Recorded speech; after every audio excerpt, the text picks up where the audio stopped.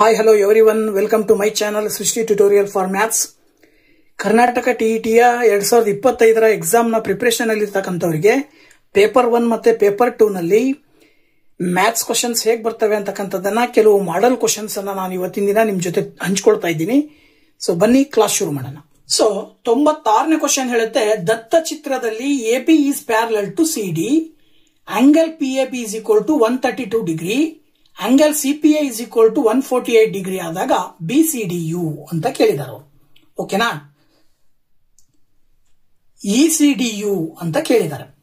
In the given figure, AB is parallel to CD, angle PAB is equal to 132 degree, angle CPA is equal to 148 degree, then angle ECD is equal to ಅಂತ question ಇದೆ. So ಇಲ್ಲಿ ತುಂಬಾ ಸುಲಭವಾಗಿ ನಾವು ಯಾವುದೇ ರೀತಿಯ ಲೆಕ್ಕ ಮಾಡದೆ ಹೇಳ್ಬಿಡ್ಬೋದು. ನಾವು ಹೇಗಪ್ಪ ಅಂತ ಹೇಳಿದ್ರೆ, ಸೊ ಚಿತ್ರವನ್ನು ಅಬ್ಸರ್ವ್ ಮಾಡಿದಾಗ ಇಲ್ಲಿ AB ಅನ್ನೋದು CD ಗೆ ಪ್ಯಾರಲಲ್ ಆಗಿದೆ ಅಂತ ಕೊಟ್ಟಿದ್ದಾರೆ ಅವರು.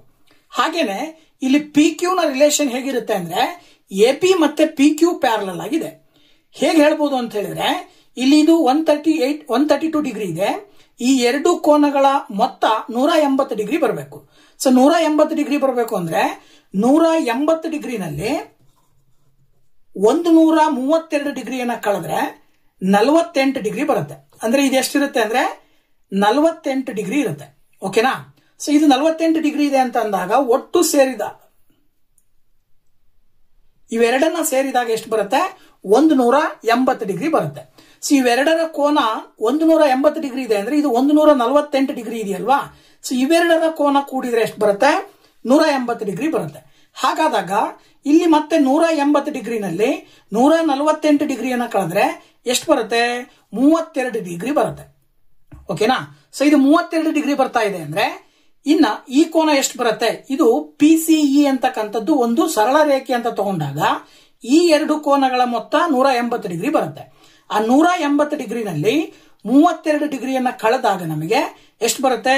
8, ಇಲ್ಲಿ 4 ಇದೆ, ಸಾರಿ 7 ಇದೆ, 7ರಲ್ಲಿ 3 ಹೋದ್ರೆ 4, ಇಲ್ಲಿ 1 ಅಂದ್ರೆ ಎಷ್ಟು ಬಂತು? 148 ಡಿಗ್ರಿ ಬಂತು. ಸೊ ನಮಗೆ ಕೇಳಿರುವಂತ ECD ಯ ಬೆಲೆ ಬಂದ್ಬಿಟ್ಟು ನಿಮಗೆ 148 ಡಿಗ್ರಿ ಬರುತ್ತೆ. ಅಂದ್ರೆ 4ನೇ ಆಪ್ಷನ್ ಅಲ್ಲಿ ಆ ಒಂದು ಉತ್ತರವನ್ನ ಕೊಟ್ಟಿದ್ದಾರೆ. ಸೊ ಹಾಗಾಗಿ ನಾವು ಅದನ್ನ ಸುಲಭವಾಗಿ ಆಯ್ಕೆ ಮಾಡಬಹುದು. ನೆಕ್ಸ್ಟ್ 97ನೇ ಕ್ವಶನ್ ಹೇಳುತ್ತೆ, ಒಂದು ನಿಯಮಿತ ಬಹುಭುಜಾಕೃತಿಯ ಒಳಕೋನಗಳ ಮೊತ್ತವು ಅದರ ಎಲ್ಲಾ ಹೊರಕೋನಗಳ ಮೊತ್ತದ 4ರಷ್ಟಕ್ಕೆ ಸಮವಾಗಿದೆ. ಹಾಗಾದರೆ ಆ ನಿಯಮಿತ ಬಹುಭುಜಾಕೃತಿಯು ಅಂತ ಕೇಳಿದ್ದಾರೆ. ಹಾಗೆ the sum of the all interior angles of a regular polygon is 4 times the sum of its all exterior angles.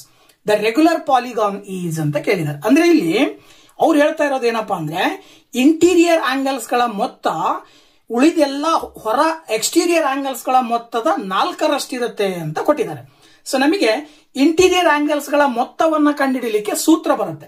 Some of interior angles is equal to n-2 into 180 degree ಅಂತ ಹೇಳ್ತೀವಿ ನಾವು.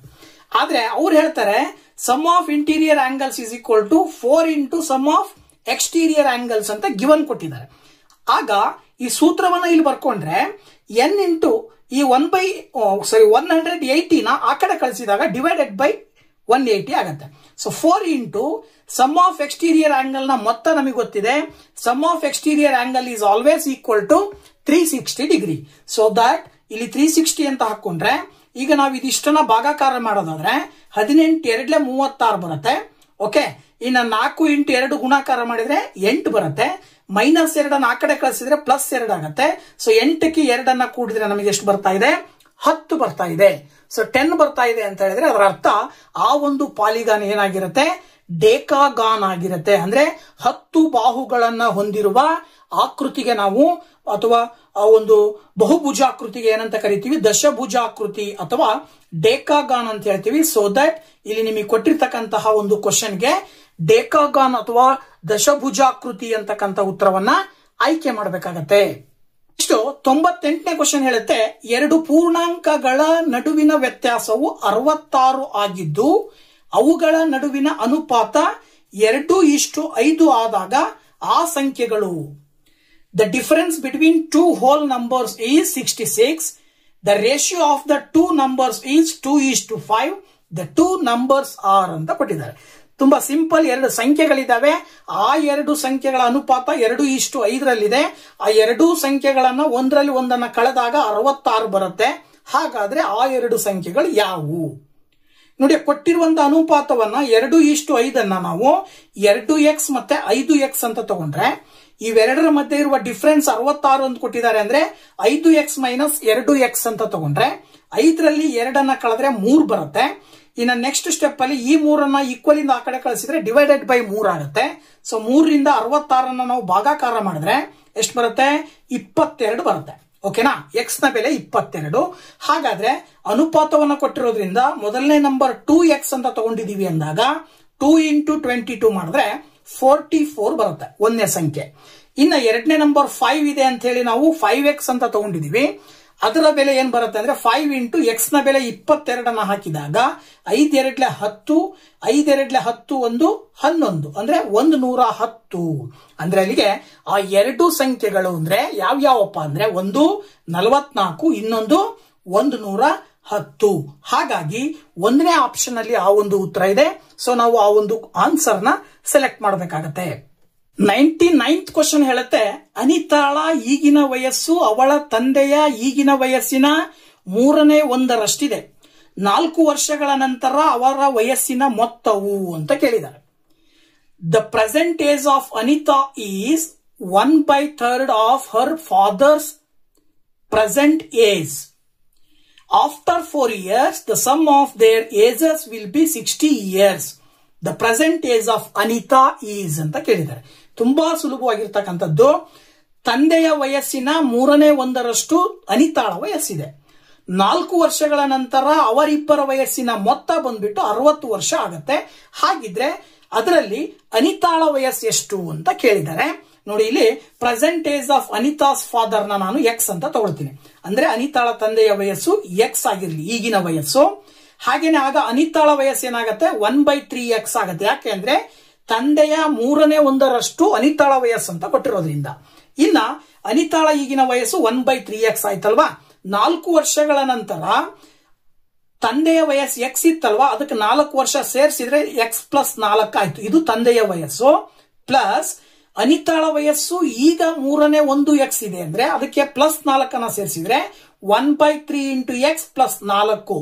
ಇವರಿಬ್ಬರ ವಯಸ್ಸನ್ನ ಕೂಡಿದ್ರೆ 60 ಬರುತ್ತೆ. 4 ವರ್ಷಗಳ ನಂತರದ ವಯಸ್ಸನ್ನ ಕೂಡಿದ್ರೆ ಆಗ ನಾವಿದನ್ನ ಸುಲಭ ರೂಪದಲ್ಲಿ ಬರ್ಕೊಂಡಾಗ ನೋಡಿ, ಇಲ್ಲಿ ಏನಾಗತ್ತೆ? ಇಲ್ಲಿ x+4 ಇದೆ, ಇಲ್ಲಿ 1/3x +4 ಇದೆ. ಈ 1/3 × x ಮಾಡಿದ್ರೆ x/3 ಆಗತ್ತೆ. ಸೊ ಹಾಗಾಗಿ x + x/3 +4 +4 ಎಷ್ಟಾಯ್ತು? 8 ಆಯ್ತು. ಅದನ್ನ ಈಕ್ವಲ್ ಇಂದ ಆ ಕಡೆ ಕಳಿಸಿದ್ರೆ -8 ಆಗತ್ತೆ. ಈಗ ಇವಕ್ಕೆ ಎಲ್ಸಿಎಂ ತಗೊಂಡ್ರೆ 1 ಮತ್ತೆ 3ಕ್ಕೆ ಎಲ್ಸಿಎಂ ತಗೊಂಡ್ರೆ 3 ಬರುತ್ತೆ. x × 3 ಮಾಡಿದ್ರೆ 3x ಬರುತ್ತೆ. ಓಕೆನಾ? ಹಾಗೇನೆ x × 1 ಮಾಡಿದ್ರೆ x ಬರುತ್ತೆ. ಇಲ್ಲಿ 3x + x ಮಾಡಿದ್ರೆ 4x ಬರುತ್ತೆ. 3 ಈಕ್ವಲ್ ಇಂದ ಆ ಕಡೆ ಹೋದ್ರೆ × 3 ಆಗುತ್ತೆ. ಇಲ್ಲಿ 60ರಲ್ಲಿ 8 ಕಳೆದಾಗ ಏನು 52 ಬಂದಿರುತ್ತೆ.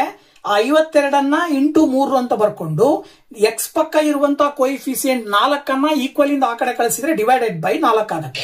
ಈ 4 ಈ ಕಡೆ ಬಂದ್ರೆ ಡಿವೈಡೆಡ್ ಬೈ 4 ಆಗುತ್ತೆ. ಸೊ 4ರಿಂದ 4 1 4, 4 3 12 × 3 ಮಾಡಿದ್ರೆ 13 3 ಎಷ್ಟು ಬರುತ್ತೆ?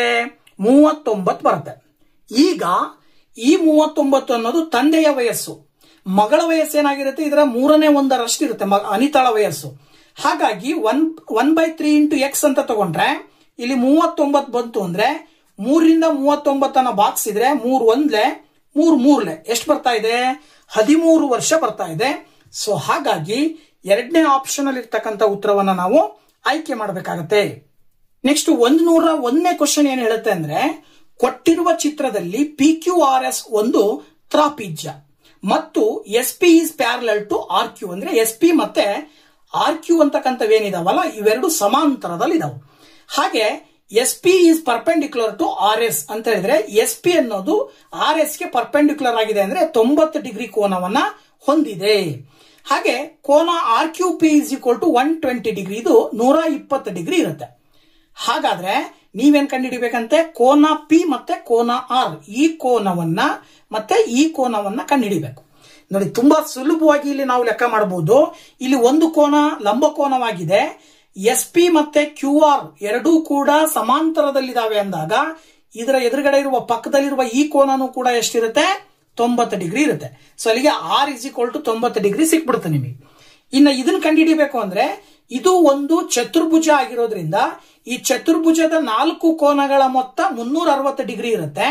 ಹಾಗಿದ್ಮೇಲೆ ಆ 4 ಕೋನಗಳನ್ನ ಒಂದೊಂದಾಗಿ ಬರಿತಾ ಹೋದ್ರೆ ಆಂಗಲ್ P ಆಕ್ಚುಲಿ ನಿಮಗೆ ಗೊತ್ತಿಲ್ಲ. ಆಂಗಲ್ Q ಬಂದ್ಬಿಟ್ಟು ನಮಗೆ 120 ಡಿಗ್ರಿ ಕೊಟ್ಟಿದ್ದಾರೆ. ಆಂಗಲ್ R ಬಂದ್ಬಿಟ್ಟು ಎಷ್ಟಿರುತ್ತೆ? 90 ಡಿಗ್ರಿ ಇರುತ್ತೆ. ಹಾಗೆ ಆಂಗಲ್ S ಕೂಡ ಗಿವನ್ ಕೊಟ್ಟಿದ್ದಾರೆ, 90 ಡಿಗ್ರಿ ಇರುತ್ತೆ. ಅಲ್ಲಿಗೆ 120 ಪ್ಲಸ್ 90 ಪ್ಲಸ್ 90 ಆಡ್ ಮಾಡಿದೀವಿ ಅಂದ್ರೆ 300 ಬರುತ್ತೆ. ಹಾಗಾಗಿ ಆಂಗಲ್ P ಏನ್ ಬರುತ್ತೆ ಅಂದ್ರೆ 360ರಲ್ಲಿ 300 ಕಳೆದ್ರೆ 60 ಡಿಗ್ರಿ ಬರುತ್ತೆ. ಸೊ ನಿಮಗೆ P ಮತ್ತು R ಎರಡರ ಒಂದು ಕೋನವನ್ನ ಕೇಳಿರೋದ್ರಿಂದ P ನ ಕೋನ ಆಕ್ಚುಲಿ 60 ಡಿಗ್ರಿ ಬರುತ್ತೆ, R ನ ಕೋನ 90 ಡಿಗ್ರಿ ಬರುತ್ತೆ. ಸೊ ನಿಮಗೆ ಕೊಟ್ಟಿರುವ ಆಪ್ಷನ್ಗಳಲ್ಲಿ 60 ಡಿಗ್ರಿ 90 ಡಿಗ್ರಿ ಯಾವ್ದಿದೆಯೋ ಅದನ್ನ ಸೆಲೆಕ್ಟ್ ಮಾಡಬೇಕು. ಸೊ 3ರಲ್ಲಿ ಆ ಒಂದು ಆನ್ಸರ್ ಇದೆ. That is the right answer. 101ನೇ ಕ್ವಶನ್ ಹೇಳುತ್ತೆ, ದ್ವಾದಶ ಘನದಲ್ಲಿರುವ ಶೃಂಗ ಬಿಂದುಗಳ ಸಂಖ್ಯೆ. Number of vertices in a dodecahedron is ಅಂತ ಕೇಳಿದ್ದಾರೆ. ಇಲ್ಲಿ ನಾವು ಹೇಗೆ ಹೇಳ್ಬೋದಪ್ಪ ಅಂತ ಹೇಳಿದ್ರೆ, ಡೋಡೆಕಾಹೆಡ್ರಾನ್ ಅಂತ ಒಂದು ದ್ವಾದಶ ಘನ ಅಂತ ಹೇಳಿದ್ರೆ ಅದರಲ್ಲಿ 20 ಬಾಹುಗಳು ಇರ್ತಾವೆ. ಸೊ 20 ಶೃಂಗಗಳು ಇರ್ತಾವೆ, ಅಂದ್ರೆ ವರ್ಟಿಸಸ್ ಅಂತ ಹೇಳ್ತೀವಿ ನಾವು. ಸೊ 20 ಬಿಂದುಗಳನ್ನ ಹೊಂದಿರುವಂತ ಒಂದು ಬಹುಭುಜಕ್ಕೆ ನಾವು ಡೋಡೆಕಾಹೆಡ್ರಾನ್ ಅಥವಾ ದ್ವಾದಶ ಘನ ಅಂತ ಹೇಳ್ತೀವಿ. ಸೊ ಹಾಗಾಗಿ ನಾವು ಡೈರೆಕ್ಟ್ ಆಗಿ ಆನ್ಸರ್ 20 ಅನ್ನು ನಾವಿಲ್ಲಿ ಸೆಲೆಕ್ಟ್ ಮಾಡಬಹುದು. ಇನ್ನು 102ನೇ ಕ್ವಶನ್, ಒಂದು ಶಂಕುವಿನ ಪಾದದ ತ್ರಿಜ್ಯವು 14 ಸೆಂಟಿಮೀಟರ್ ಮತ್ತು ಅದರ ವಕ್ರ ಮೇಲ್ಮೈ ವಿಸ್ತೀರ್ಣವು 220 ಸ್ಕ್ವೇರ್ ಸೆಂಟಿಮೀಟರ್ ಆದರೆ ಓರೆ ಎತ್ತರ ಅಂತ ಕೇಳಿದ್ದಾರೆ. The radius of the base of a cone is 14 centimeter and its curved surface area is 220 square centimeter. So its slant height ಅಂತ ಕೇಳಿದ್ದಾರೆ. ಸೊ ಇದರ ಒಂದು ಸ್ಲ್ಯಾಂಟ್ ಹೈಟ್ ಅನ್ನ ಕಂಡುಹಿಡಿಯಬೇಕು ಅಂದ್ರೆ ಕೋನ ಅಂತ ಹೇಳಿದ್ರೆ ಈ ಶೇಪ್ ಅಲ್ಲಿ ಇರುತ್ತೆ. ಸೊ ಇದನ್ನ ನಾವು ಬೇಸ್ ನ ರೇಡಿಯಸ್ ಅನ್ನ ಕೊಟ್ಟಿದ್ದಾರೆ ಅವರು, ಎಷ್ಟಂತೆ? 14 ಸೆಂಟಿಮೀಟರ್ ಅಂತ ಕೊಟ್ಟಿದ್ದಾರೆ. ಇದೇನಿದೆಯಲ್ಲ ಇದು ಓರೆ ಎತ್ತರ ಅಂತ ಕರಿತೀವಿ, ಸ್ಲ್ಯಾಂಟ್ ಹೈಟ್ ಅಂತ ಹೇಳಿ ಕರಿತೀವಿ. ಇನ್ನ ಈ ಶಂಕುವಿನ ಎತ್ತರ ಬಂದ್ಬಿಟ್ಟು ಶಂಕುವಿನ ಎತ್ತರವನ್ನ ಏನ್ ಮಾಡಿದ್ದಾರೆ ಇಲ್ಲಿ? ಸೊ ಶಂಕುವಿನ ಎತ್ತರವನ್ನ ಕೇಳದೆ ಇರೋದ್ರಿಂದ ಸೊ ನಾವು ಅದನ್ನ ಕಂಡುಹಿಡಿಯೋ ಅವಶ್ಯಕತೆ ಇಲ್ಲ. ನಮಗೆ ಬೇಕಾಗಿರೋದು ಓರೆ ಎತ್ತರ. ಸೊ ಓರೆ ಎತ್ತರವನ್ನ ಕಂಡುಹಿಡಿಬೇಕು ಅಂದ್ರೆ ಗಿವನ್ ಅವ್ರು ಏನ್ ಮಾಡಿದ್ದಾರೆ? ವಕ್ರ ಮೇಲ್ಮೈ ವಿಸ್ತೀರ್ಣವನ್ನ ಕೊಟ್ಟಿದ್ದಾರೆ. ಸೊ ನಾವು ವಕ್ರ ಮೇಲ್ಮೈ ವಿಸ್ತೀರ್ಣವನ್ನ πRL ಅನ್ನುವಂತಹ ಸೂತ್ರವನ್ನ ಬಳಸಿ ಹೇಳ್ತೀವಿ. ಅಲ್ಲಿಗೆ ಪೈ ಅಂದ್ರೆ 22/7 ಇಂಟು R ಅಂದ್ರೆ 14 ಸೆಂಟಿಮೀಟರ್, ಗೊತ್ತಾಯ್ತಲ್ವಾ? 14 ಸೆಂಟಿಮೀಟರ್ ಕೊಟ್ಟಿದ್ದಾರೆ ಇಂಟು ಎಲ್ ಕಂಡುಹಿಡಿಬೇಕು, is equal to 220. So that L is equal to 220 into 22/7 into 14 ಇದ್ದಿದ್ದು 7/22 ಇಂಟು 14 ಆಗತ್ತೆ. ಹೇಗಾಗತ್ತಪ್ಪ ಅಂತ ಹೇಳಿದ್ರೆ ಅದನ್ನ ನಾವು ಏನ್ ಮಾಡ್ತೀವಿ? ಲೆಫ್ಟ್ ಸೈಡ್ ಇಂದ ರೈಟ್ ಸೈಡ್ ಕಳಿಸಬೇಕಾದ್ರೆ ಅದರ ರೆಸಿಪ್ರೋಕಲ್ ಅನ್ನ ಬರಿತೀವಿ. 22 ಇಂಟು 14/7 ಇನ ರೆಸಿಪ್ರೋಕಲ್ 7/22 ಇಂಟು 14. ಸೊ ಇಲ್ಲಿ ನೀವು 22 1 22 10 ಬರುತ್ತೆ. ಸೊ 10 70 /14 ಅಂತ ಹೇಳ್ಬೋದು. ಅಥವಾ ಈ 14ರಿಂದ 70 ಬಾಗಿಸಿದ್ರೆ 5 ಬರುತ್ತೆ. 14 5 70 ಅಂತ ಹೇಳಿ ಹೇಳ್ತೀವಿ. ಸೊ ಹಾಗಾಗಿ ನಾವು ಇಲ್ಲಿ 5 ಅಂತ ಹೇಳಿ ನಾವು 5 ಸೆಂಟಿಮೀಟರ್ ಏನಿದೆಯಲ್ಲ ಇದು ಸ್ಲ್ಯಾಂಟ್ ಹೈಟ್ ಆಗಿರುತ್ತೆ.